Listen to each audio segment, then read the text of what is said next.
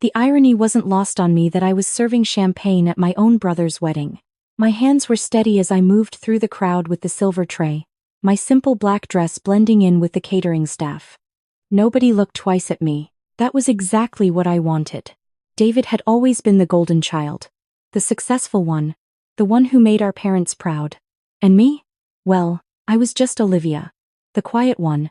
The one who helped out and made herself useful.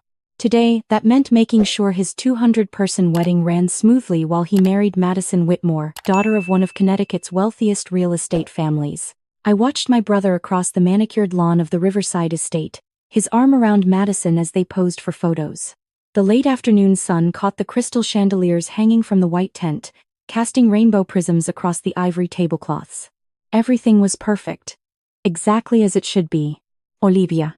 My mother's voice cut through the classical music. She hurried over, her coral dress swishing. The Whitmore's table needs more champagne. And for heaven's sake, stand up straight. You're representing the family. I smiled softly. Of course, Mom. She lowered her voice. I know this isn't easy, dear. But your brother's marrying into an important family. Just try to be invisible, okay? Madison's parents are very particular. 20 years of being told to be invisible had taught me how to do it well. I understand. As I refilled glasses at the Whitmore's table, I caught fragments of their conversation. Such a lovely ceremony, Mrs. Whitmore said, her diamond necklace catching the light. Though I must say, it's unusual for the bride's family to host at such an upscale venue. I thought David's family was more modest. My father, seated nearby, puffed up like a peacock. We've been very fortunate. David's tech consultancy has been quite successful. We're so proud of him. And your daughter? Mr. Whitmore asked. The one helping the staff? There was a pause. I kept my expression neutral as I poured champagne. Olivia is finding her way, my father said carefully. She helps out where she can. Very reliable. Works as a housekeeper. Does some nanny work. Keeps busy. How nice, Mrs. Whitmore said in that tone wealthy people use when they mean the opposite. At least someone has to do those jobs. I moved away before my face could betray me. Not anger. Never anger. I'd learned long ago that getting emotional only gave people ammunition. Instead, I felt something else. A quiet certainty that made me smile. The ceremony was beautiful. I stood at the back while David and Madison exchanged vows, my mother shooting me grateful looks every time I discreetly signaled the photographer or coordinated with the musicians.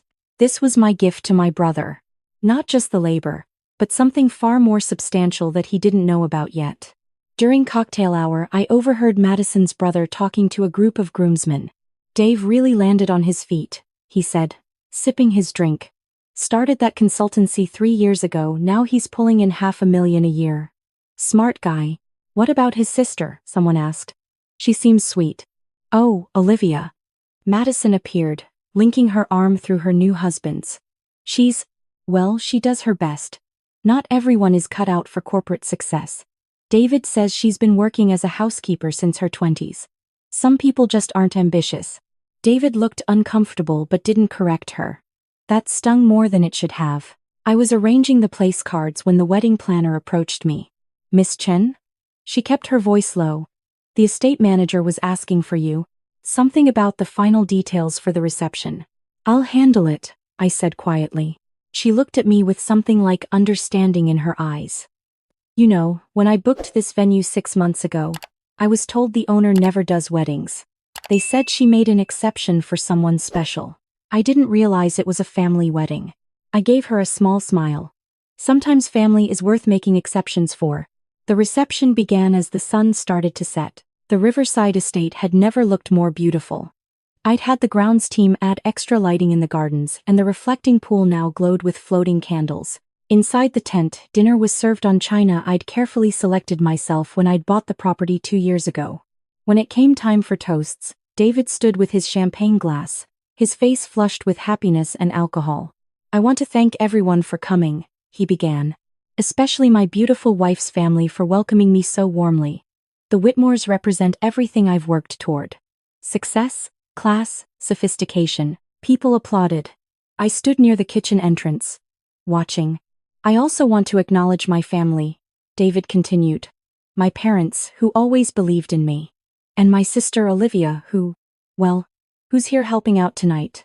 Liv, I know you've had a different path. Not everyone is cut out for the corporate world. But I'm grateful you found your place. Someone has to do the practical work, right? Laughter rippled through the crowd. Not mean laughter, but the kind that comes from people who think they're in on a harmless joke. My mother looked mortified. My father stared at his plate. But I just smiled. The same calm smile I'd worn all day. At least she knows her place, Madison added, giggling slightly. Not like those people who have ambition beyond their capabilities. Olivia's very grounded. Very. Anvil. More laughter. Mr. Whitmore raised his glass. To knowing one's place and doing it well. The thing about being underestimated your whole life is that you develop patience. You learn to wait for the right moment. You understand that actions speak louder than words, and timing is everything. I could have spoken up then. Could have said something. But I'd learned the value of strategic silence. Instead, I caught the eye of Richard Morrison, the estate's manager. He'd been with me since I'd purchased the Riverside estate, and he understood what tonight meant. He gave me a slight nod. Let me take you back 7 years, to when this all began. I was 25 when I made my first million. Not from some dramatic startup story, but from being early to cryptocurrency and having the good sense to diversify. While David was finishing his MBA and my parents were scraping together tuition payments they'd never asked me to help with, I was quietly building a portfolio that would eventually be worth more than everyone in this tent combined could imagine. I'd always been good with numbers. Better than David, actually, though nobody ever noticed. While he was the charismatic one, the one teachers loved and parents bragged about, I was the quiet kid in the corner reading economics books and teaching myself to code. When Bitcoin was still a curiosity, I was mining it on my laptop. When everyone laughed at crypto, I was dollar cost averaging and learning about blockchain. By 27, I'd exited from an early investment in what became a major fintech company. The payout was substantial. Enough to never work again if I didn't want to. Enough to change everything. But I didn't tell anyone. The decision wasn't made out of spite, it was made out of observation. I'd watched David come home for holidays, watched how differently our parents treated his moderate successes versus my quiet ones. When he got a consulting job making $60,000 a year, there was a party. When I'd mentioned my interest in investing, Dad had patted my head and suggested I focus on realistic goals. I wondered what would happen if I had money. Real money. Would they suddenly value me? Would David want to include me in his life? Or would I just become an ATM with a sister attached? So I decided to find out. I maintained my simple lifestyle, kept my same small apartment, drove my old Honda, worked part-time as a nanny for a family friend who needed help and occasionally did housekeeping for a few trusted clients. The work was honest, and it kept me connected to reality while I built my empire in secret. I started investing in real estate under an LLC. Then venture capital through a trust. I funded startups, bought properties, diversified into emerging markets. By 30, I had a portfolio worth 8 figures and growing. I owned 3 commercial properties, had stakes in 12 companies, and sat on 2 boards under my legal name that nobody in my family knew I used professionally, including the board of David's tech consultancy. When he'd started his business 3 years ago, he'd been desperate for funding. He'd gone through the usual channels, pitched to VCs, most of whom had turned him down. His business plan was decent but not exceptional. He needed $300,000 to get started. It came from Sterling Capital Partners, a venture fund I'd started. He never knew his silent partner was his sister, the housekeeper who made him coffee when he visited Mom and Dad for Sunday dinners. I watched him build that business, watched him succeed, watched him attribute it all to his own brilliance. And I let him. Because I wanted to see who he really was when he thought I had nothing to offer him. The answer had been disappointing but clarifying. As for the Riverside estate where we stood tonight, I'd bought it 2 years ago for $2.8 million. Renamed it, renovated it, turned it into one of Connecticut's most exclusive wedding venues. We hosted maybe 10 events a year, all carefully curated. The property alone was now worth close to $4 million. When David had gotten engaged, Madison had been desperate to have her wedding here. The venue was booked 3 years out. But she'd called anyway, begged, offered double the usual rate. Richard had called me. Miss Chen, There's a Madison Whitmore on the line asking about a date 8 months out. Says it's her dream venue. Should I tell her we're fully booked? I'd been quiet for a moment. Then I'd said, "What date?" When he told me, I'd smiled. "Tell her we had a cancellation." "And Richard?" "I'll comp the venue fee. Call it a wedding gift." "May I ask who the gift is for?" "My brother." He'd understood. Richard always understood. So here we were. In a venue I owned, at a wedding I'd funded through the consultancy fee waiver I'd arranged for David's business. Drinking wine from my private reserve, eating food prepared by a catering company I had a majority stake in. And nobody knew. David's toast was winding down. So here's to Madison, to our future, to success, and to everyone knowing their role in life. Even if that role is serving the champagne. He looked right at me as he said it, his smile wide and thoughtless. Madison laughed, her hand on his arm. The Whitmores applauded. I raised my own glass slightly, meeting his eyes. My smile never wavered. Richard appeared at my elbow. "Miss Chen." "It's time." I nodded. He walked to the microphone as David sat down, flushed with the success of his speech. The room quieted. "Good evening, everyone," Richard began, his British accent lending gravitas to his words. "I'm Richard Morrison, the estate manager here at Riverside. I hope you're all enjoying the evening." Polite applause. People seemed confused about why the help was speaking.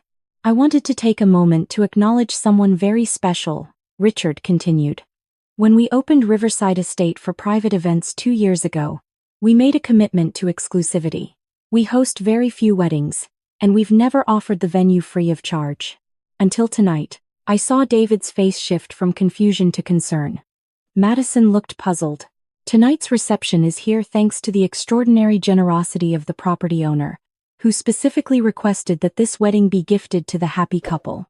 She wished to remain anonymous, but under the circumstances I feel it's important that everyone knows who made this evening possible." My mother's hand went to her throat. My father had gone very still. "Ladies and gentlemen, please join me in thanking Miss Olivia Chen, owner of Riverside Estate and Chen Property Group, for her incredible generosity to her brother and his new wife." The silence was deafening. Every head turned toward me. I stood there in my simple black dress, champagne tray now set aside, hands folded calmly in front of me. Richard wasn't finished. "I should also mention that Miss Chen's contributions to this wedding extend beyond the venue. Through her investment firm, Sterling Capital Partners, she's been the primary silent partner in David's tech consultancy since its inception. His success is built on her foundation, her guidance, and her capital." David had gone white. Madison's mouth was open. "Additionally," Richard said, "and I noticed he was enjoying this just a little, the catering tonight is from Savor New England, where Miss Chen is majority stakeholder. The flowers are from Bloom and Thorn, another of her properties. Even the musicians you've enjoyed this evening are represented by Crescendo Arts Management, which Miss Chen founded last year to support emerging artists." Mr. Whitmore's face had gone from pink to red to a shade approaching purple. "So when we talk about knowing one's place," Richard said softly, "perhaps we should first ask ourselves if we truly understand where anyone stands. Miss Chen, would you like to say a few words?" Every eye in the room was on me. My mother looked like she might faint. My father's expression was unreadable. David seemed to be struggling to process reality. But Madison's face was the most interesting. It cycled through shock, disbelief, embarrassment, and then something calculating. I could almost see her mind working, recalibrating, trying to figure out how to spin this. I walked slowly to the microphone. My heels clicked on the marble floor Richard had helped me select from a quarry in Italy. When I spoke, my voice was calm, steady. The same voice I'd used all day while being patronized and dismissed. "Thank you, Richard. I hadn't planned to make this announcement tonight. I'd intended to let David and Madison enjoy their wedding without this complication. But given the events of the evening, it seems important to clarify a few things." I looked directly at David. My brother. The golden child who'd never once asked how I was really doing. "David, I funded your business because I believed in you. Not because I wanted credit, but because you're my brother, and I wanted to see you succeed. I chose to remain anonymous because I wanted you to have the confidence that comes from thinking you'd done it on your own." His eyes were shining. I couldn't tell if it was shame or anger or confusion. "Madison, I gave you this venue because I hoped that on your wedding day, you'd be surrounded by beauty and joy. I wanted that for both of you. Madison's calculating look had shifted to something more fearful. She was beginning to understand what this meant. Mom, Dad, I turned to my parents. I never told you about my success because I needed to know if you could love me as I was. Without achievements to brag about. Without status to make you proud. I needed to know if Olivia the person was enough, or if you only valued Olivia the accomplishment. My mother's eyes filled with tears. I have a master's degree in economics from Columbia, which I completed online while working as a nanny. I founded my first company at 26. I'm currently on the board of 3 Fortune 500 companies under my professional name. I own 17 properties across the Northeast. My investment portfolio is worth more than everyone in this room combined will earn in their lifetimes. The silence was absolute. But none of that makes me better than I was when you thought I was just a housekeeper. Because that work had dignity too. The woman who cleaned houses and cared for children was the same person standing here now. Her worth didn't change. Only your perception did. I let that sink in. I've spent 7 years watching how people treat me when they think I have nothing to offer them. And I've learned a lot about character. About who offers kindness regardless of status. About who sees value in all honest work. I looked back at David. And I've learned about family. About who checks in on you because they care, versus who only calls when they need something. About who celebrates your quiet joys versus who only pays attention to loud successes. Olivia, David started, standing up. I didn't know. You never asked, I said gently. In 7 years, you never once asked how I was really doing, what I wanted from life. What made me happy. You assumed that because I wasn't on your path, I had no path at all. Madison stood too, her face flushed. This is humiliating. You let us mock you. You let everyone think. I let you show me who you are, I interrupted calmly. And you did. Extensively. Mr. Whitmore found his voice. This is outrageous. You deliberately deceived us all. I lived my life honestly, I replied. I work as a nanny because I love those children. I do housekeeping because the work is meditative and keeps me grounded.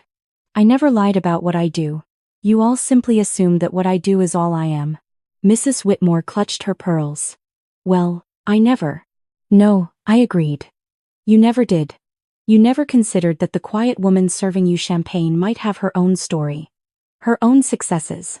Her own worth. I turned back to the crowd. I'm not telling you this to humiliate anyone. I'm telling you this because every single person in this room has made assumptions today about value, about worth, about knowing one's place, and I want you to consider what other assumptions you might be making. Who else you might be underestimating. What opportunities for connection you might be missing because someone doesn't fit your definition of success. The room was utterly silent. David, Madison, I wish you every happiness in your marriage. Truly. The venue is yours for the weekend as planned. The honeymoon suite upstairs has a bottle of 1982 Chateau Lafite waiting for you, which you'll find retails for about $15,000. Enjoy it. Enjoy each other. Enjoy this beautiful beginning. I paused. But understand that our relationship changes from this moment forward. I will always be your sister, David. But I will no longer be your convenient helper. I will no longer shrink myself to make you comfortable. And I will no longer accept being the punchline to your jokes about knowing one's place. David opened his mouth. But no words came out. Mom, Dad, I love you. But I need you to understand that your love shouldn't be conditional on my achievements. I deserved your respect when I was caring for children and cleaning homes. I deserve it now. But the amount I'm worth on paper shouldn't change how you value me as a human being. My mother was crying openly now. My father looked stricken. As for everyone else, I looked around the room. I hope you enjoy the rest of the evening. The band is excellent. The cake is from the best bakery in Connecticut. And the bar is open all night. Dance. Celebrate. Remember this night. I stepped away from the microphone. Richard met me with a knowing look. Beautifully done, Miss Chen. Thank you, Richard. I'm going to head out. Can you make sure everything runs smoothly? Of course. Your car is waiting. I walked through the crowd, which parted like water. Some faces showed shock, others embarrassment, a few showed grudging respect. The wedding planner gave me a subtle thumbs up. The bartender I'd hired from my restaurant portfolio winked. At the door, my mother caught up with me. Olivia, please, don't leave like this. I turned to face her. She looked smaller somehow, older. Mom, I'm not leaving angry. I'm leaving with clarity. You raised me to be kind, to be helpful, to be humble. And I am all those things. But you also taught me, without meaning to, that my kindness would be taken for granted. That my help would be expected. That my humility would be mistaken for lack of ambition. I never meant she started. I know you didn't. That's what makes it complicated. You loved me in the way you knew how. But it wasn't enough. And I've spent 7 years building a life where I don't need anyone's validation. Where I know my worth regardless of who sees it. Will you come back? For Sunday dinners? For holidays? I considered this. Maybe. When I'm ready. When you've had time to think about what you want from our relationship. When David has figured out if he values me as a sister or just as a silent partner. He loves you, she whispered. I hope so. But love isn't just a feeling, Mom. It's actions. It's consideration. It's seeing someone for who they truly are, not who you need them to be. I kissed her cheek gently. Enjoy the wedding. I meant what I said. I want them to be happy. But happiness built on putting others down is unstable. Help them understand that. I walked out into the cool evening air. My driver opened the car door, and I slipped into the back seat of the Mercedes I kept for business. As we pulled away, I could see the warm lights of the estate glowing through the trees. Music drifted on the wind. For the first time in 7 years, I felt light. Not because I'd revealed my success, but because I'd spoken my truth. Because I'd set boundaries. Because I'd stood in my full self and refused to apologize for it. My phone buzzed. A text from an unknown number. This is the wedding planner. That was the most boss move I've ever witnessed. If you ever need event planning, I work freelance. Also, I think you just saved that marriage before it started. Respect. I smiled and pocketed my phone. 3 days later, David called. I let it go to voicemail. Then I listened to the message. Liv, it's me. I've been trying to figure out what to say. Madison and I have been talking. So have Mom and Dad. I need you to know I'm sorry. Not just for the wedding but for everything. For years of not seeing you. For letting you be invisible. For being so wrapped up in my own stuff that I never asked about yours. The business, the money, all of it, I'm grateful. But that's not even the point. The point is you're my sister, and I treated you like the help. I'm ashamed. I don't know how to fix this. But I want to try.